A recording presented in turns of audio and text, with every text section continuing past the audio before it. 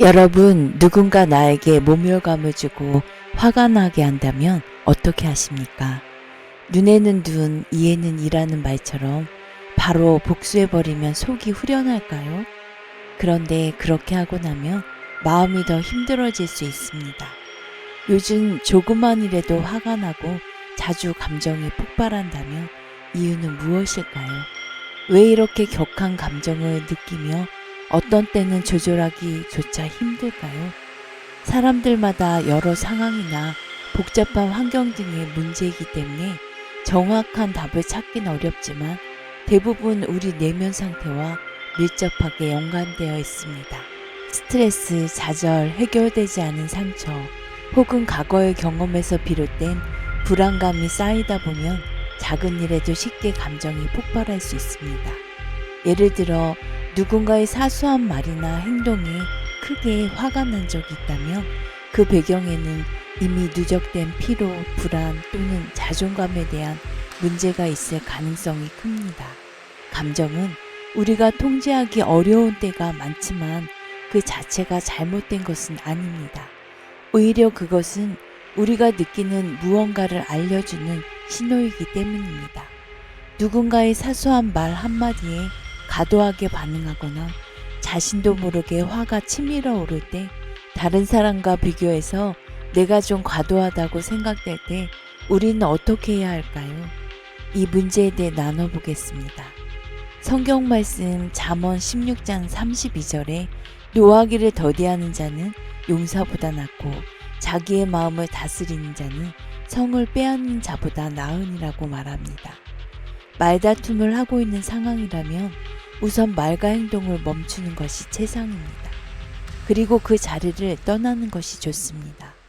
오래 함께 있을수록 말은 더 거칠어지고 상대방에게 상처를 주게 되어 더 돌이킬 수 없는 상황이 될 수 있습니다. 그리고 잠시 생각을 멈춥니다. 화가 나면 이성적으로 생각하기보다 상대방의 말과 행동을 오해하고 이럴 것이다 라고 스스로 판단해 버릴 수가 있습니다. 그래서 감정의 골이 더 깊어집니다. 잠시 그 생각을 떠나 숨을 크게 들어 마시고 눈을 감고 평안한 음악을 들으면서 분노의 감정을 식힌 후 다시 그 사건의 생각들을 정리해 봅니다. 무엇이 잘못된 것인지, 상대방의 잘못인지, 내가 잘못한 것은 없는지, 정당한 분노였는지, 화낼 일이 아니었는데 화를 낸 것은 아닌지 등을 생각하며 기도합니다. 우리가 분노하는 이유는 내 생각은 옳고 당신의 생각은 옳지 않다는 것을 감정적으로 표출하는 것입니다. 더 강하게 분노하면서 내 생각을 어필하지만 상대방의 동의를 얻기는 더 어려워집니다. 내가 화를 내는 순간 상대방의 마음이 닫혀버리기 때문입니다. 기독교인이라면 이럴 때 성령님의 도우심을 구해야 하는데 나의 감정에 사로잡혀 버린 것입니다. 감정은 단순히 억누르거나 외면한다고 해결되는 것이 아니라 오히려 우리가 주의 깊게 살펴야 할 내면의 경고등과도 같습니다. 만약 내 자신이 자주 화를 내거나 좌절감에 휩싸인다면 그 이면에는 미처 해결되지 못한 문제나 충족되지 않은 욕구가 숨어 있을 가능성이 큽니다. 내가 원하는 대로 되지 않을 때 왜 이렇게 분노가 치밀어 오를까? 내 안에 해결되지 않은 상처가 혹시 남아있는 것이 아닐까? 이런 질문을 통해 자신의 감정을 이해하고 문제의 뿌리를 찾아가는 것이 중요합니다. 그렇지 않으면 이 분노는 반복이 됩니다. 자동차가 고장났을 때 그 원인을 가장 정확하게 잘 아는 사람은 자동차를 만든 사람이듯이 우리 인간을 가장 정확하게 아시는 분은 우리를 만드신 하나님이십니다. 그래서 하나님의 말씀인 성경에서는 이런 상황에서 우리가 어떻게 하길 원하시는지 살펴보겠습니다. 하나님은 우리의 감정을 이해하시며 그 감정을 다룰 수 있는 방법도 말씀을 통해 가르쳐 주십니다. 우리가 격한 감정을 다룰 때 기억해야 할 중요한 원칙들을 제시합니다. 먼저 감정을 솔직히 하나님께 내려놓습니다. 우리가 고민이 있을 때 누군가에게 솔직히 털어놓으면 속이 후련한 마음이 듭니다. 그런데 비밀 얘기는 그 비밀이 누군가 남들에게 또 전달될까봐 사람에게 말하면 불안한 마음이 듭니다. 그렇다고 마음을 쌓아두면 스트레스와 속병이 걸릴 수 있습니다. 사람이 느끼는 분노, 슬픔, 좌절은 숨기거나 억누를 것이 아니라 하나님께 솔직히 털어놓음으로 마음의 평안을 얻게 됩니다. 시편 62편 8절은 이렇게 말합니다. 백성들아 시시로 그를 의지하고 그의 앞에 마음을 토하라. 하나님은 우리의 피난처시로다. 감정이 폭발할 것 같을 때 왜 내가 이렇게 느끼는지 하나님께 고백하며 그분의 도우심을 구해보십시오. 에베소서 4장 26, 27절에서는 이렇게 말합니다. 분을 내어도 죄를 짓지 말며 해가 지도록 분을 품지 말고 마귀에게 틈을 주지 말라.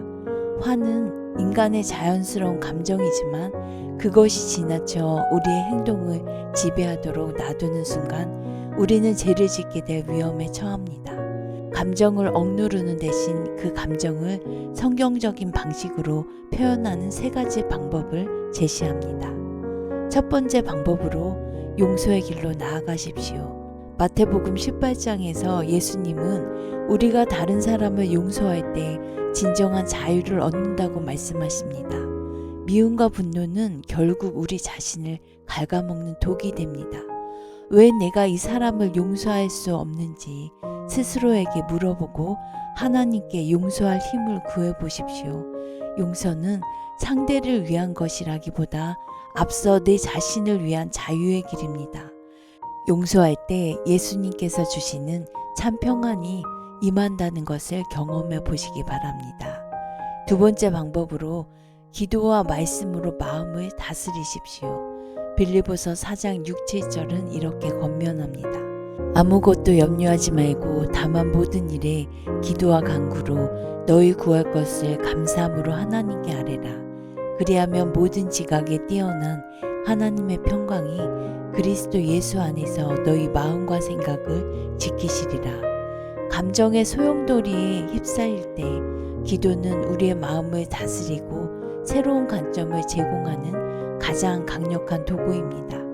기도가 잘 안 나온다면 위 말씀을 계속 반복해서 읽는 것만으로도 마음의 평안을 얻을 수 있습니다. 세 번째 방법으로 믿음의 동역자와 나누십시오.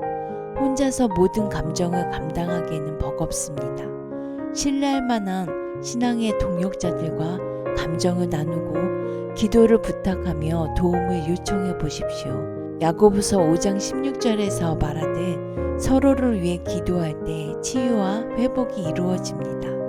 분노가 올라올 때 이 감정은 어디에서 왔을까? 이 질문을 스스로에게 던져 보십시오. 잠언 4장 23절에 주여 제 마음을 다스려 주시옵소서. 모든 지킬 만한 것 중에 더욱 내 마음을 지키라. 생명의 근원이 이에서 남이니라. 감정이 폭발하기 전에 그 감정의 뿌리를 살피고 성경이 주는 지혜와 하나님의 은혜를 구하며 하나님께 맡겨드린다면 우리는 더 건강하고 평안한 마음으로 살아갈 수 있을 것입니다.